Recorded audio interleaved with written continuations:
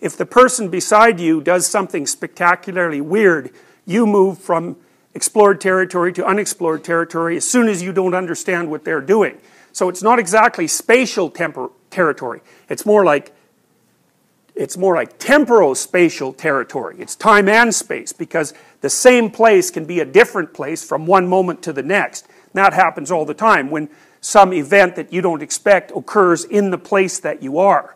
So, and your body is prepared to react. It's instinctively prepared to react to the emergence of chaotic circumstances. It basically does that by hyperactivating your preparation for action and increasing your capacity to pay attention and preparing you to do a very large number of things at once because you don't know what to do. It's a high stress reaction, but it's built into you. And it's so interesting because what that means that is part of what's built into people is the ability to deal with what they don't understand, which is a real paradox, right? Because how can you deal with what you don't understand?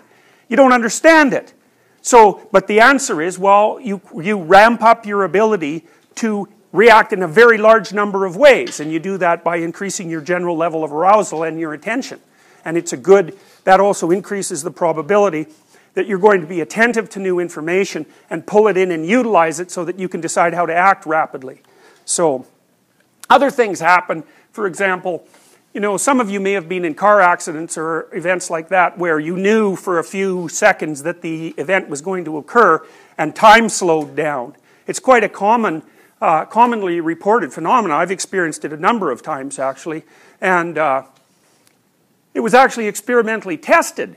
They threw people off bungee cord apparatuses, you know, so they were plummeting down, you know, in a quite frightening manner, and had them look at digital timers that were flashing information while they were falling, and it turned out that the people who were falling could process the digital information faster than people who were just standing there under normal circumstances. How they got that past an ethics committee is beyond me, but it's a brilliant, it really is a brilliant experiment.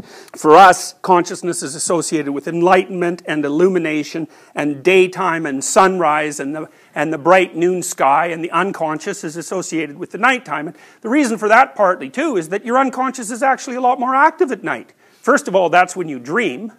And it's also the time when, if you're frightened of something or if you're depressed and ruminative, the frightening thoughts and the depressing and ruminative thoughts are going to come up. So many people have the experience of waking up in a kind of quasi-cold sweat at 3 in the morning and having, you know, nothing but a continual stream of worries run through their head. And there's pretty good evidence that a lot of what you're doing at night when you sleep, when you're dreaming and when you're not dreaming, is actually processing threat.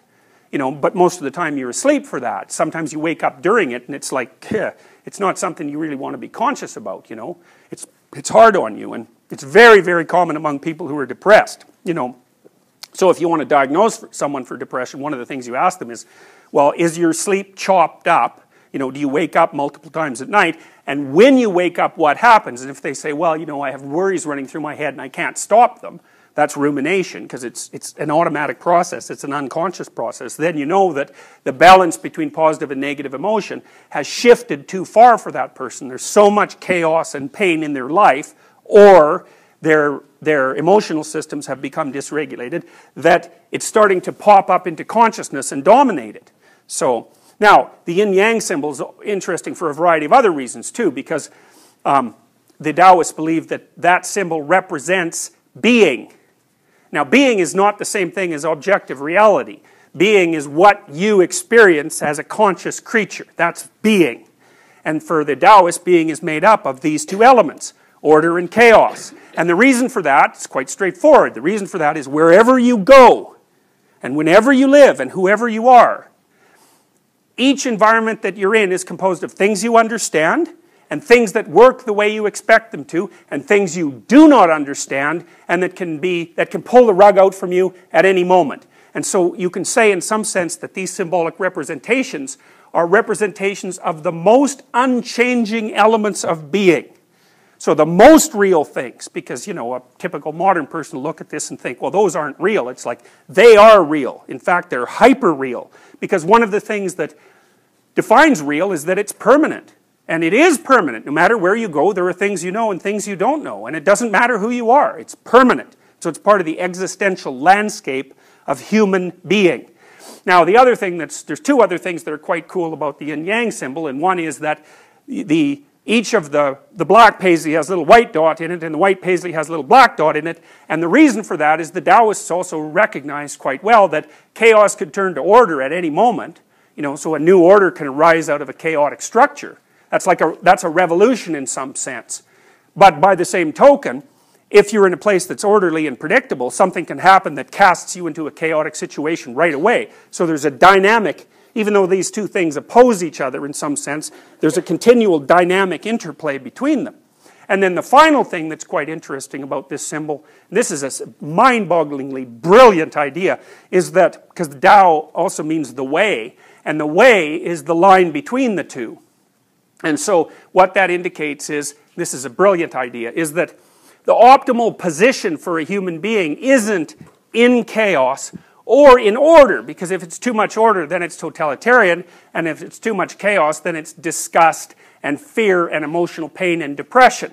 So where's the proper place? And the Taoist answer is right on the line, where you have one foot in order so that you're fairly stable, and you have another foot in chaos so that new and interesting and compelling and transforming things are happening to you. And one of the things that you might note is that your nervous system basically tells you when you're there, and the way it tells you is by making you interested in whatever it is that you're engaged in, because the fact that the thing that you're engaged in grips you, which is really an unconscious process, you can't really control that, it's something that happens to you, is because your nervous system, which is actually adapted to the environment of chaos and order, is telling you that if you're engaged and interested, you are in the place where the balance between chaos and order is perfect. Now you think about that. It's no use reading a paper that you cannot understand at all, even though hypothetically that would be a tremendously informative paper, right? But you can't understand it because it's all chaos to you, and then there's absolutely no reason reading a paper the 10th time if you've already extracted the information out of it. It's going to be boring. Okay, so what do you want? Well, you want a paper that you can almost understand. So there's, the frameworks, the cognitive frameworks that you have at hand are sufficient for you to take the next step into the unknown, and the paper will inform you of that. And so those are the sorts of things, books do that, movies do that, conversations do that, even lines of thought do that. If they're exactly at the right level of complexity for you, they're going to engage you. And people know this, man. They know it. So here's an example. Let's say you're trying to, we could say you're trying to teach your child to talk, which of course you don't do.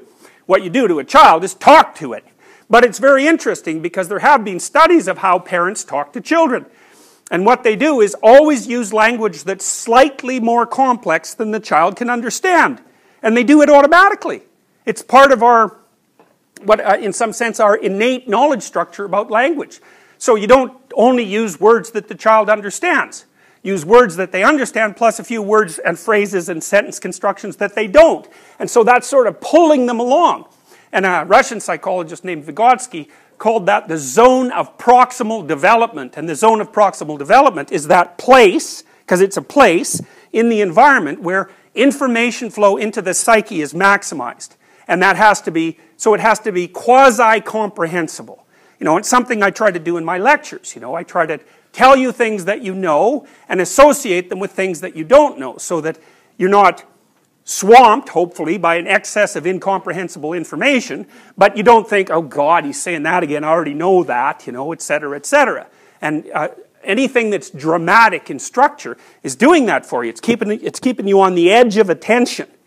And that place is where your adaptation is maximized, because not only are you firming up the structure that's underneath your feet, you're relying on it, and it's part of the platform on which you stand, but you're absorbing information at a rate that allows you to increase the solidity and area of that solid ground without undermining you so much that it falls apart beneath you. So it's lovely, it's such a good idea, because think about what it would mean if it was true. It would mean that if you pay attention to what captures your interest and you follow that, that means you're going to always be interested in what you're doing, but even better than that, it's going to mean that you're going to maximize your adaptive capacity as much as possible at exactly the same time.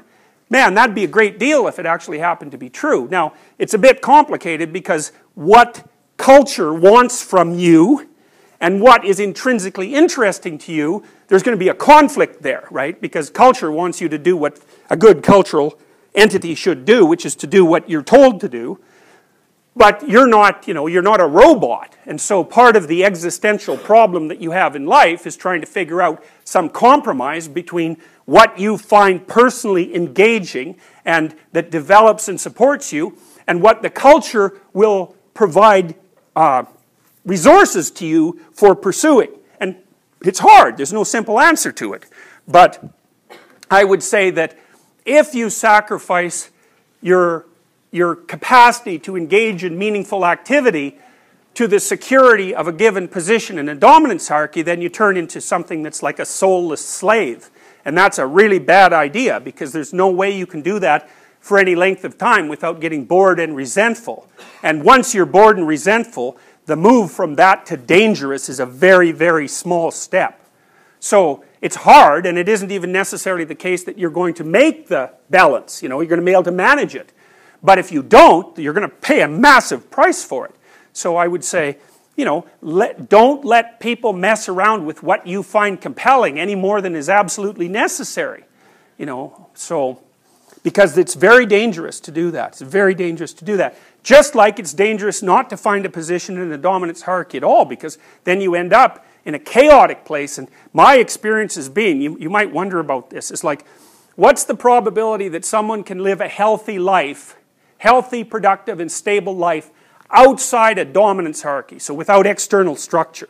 And the answer to that is, there might be one person in this class that could do that. It's really hard, because what happens to most people is that if they don't have a substantial amount of external structure and routine, they just fall apart. They don't sleep properly, they don't eat properly, they're depressed. It's tremendously effortful to continually reinvent yourself day after day. And so there's some real utility in routine and social identity.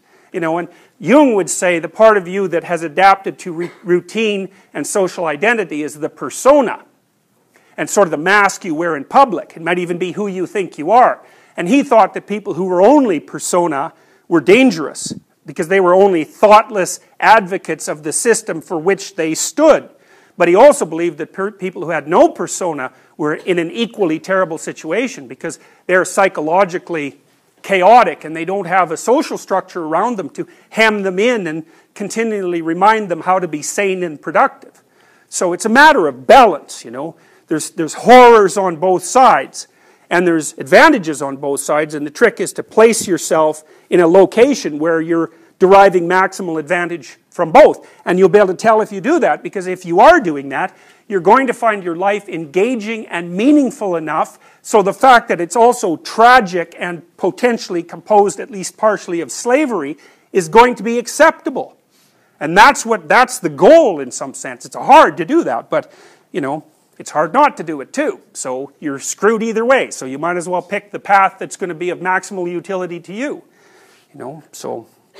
And hopefully to everyone else. Okay, so this is the individual instead. So we have explored territory and unexplored territory, or the known and the unknown, or order and chaos, and then we have the thing that mediates between them, and that's the individual. And this is an old medieval representation, which I really love. There's the dome of the sky there. It's a very archaic idea that the earth is a dome, because it kind of looks like that if you go out in a flat field, if you're out in the ocean. The world looks like a dome on a disc. And so that's sort of the representation here. It's a very ancient idea. And this guy at the bottom left of the picture is poking his head through the comprehensible world and looking at the chaos beyond. And so he's a heroic figure.